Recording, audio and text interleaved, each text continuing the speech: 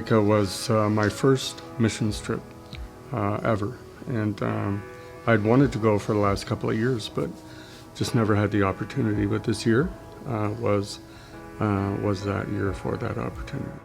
We were told, I think it was Wednesday, that we'd be going into Osharias Friday night to evangelize, wear our Teen Challenge shirts, and go and talk about Jesus and proclaim the gospel throughout the town of Osharias.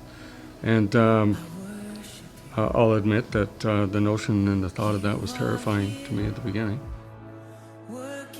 We met a gentleman named Clement and his friend Stephen. Clement was in a wheelchair. He had no legs. And Mark started talking to him, and he was talking about his story. And I was talking to Stephen.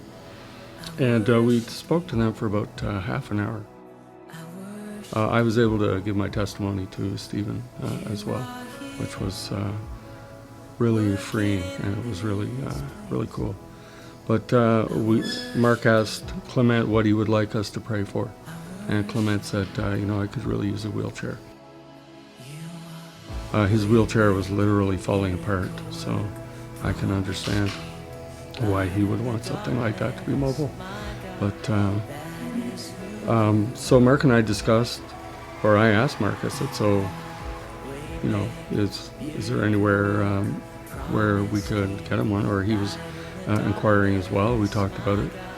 And realistically, we came to the conclusion we didn't know whether it was going to happen or if there was maybe an agency or something that could help him.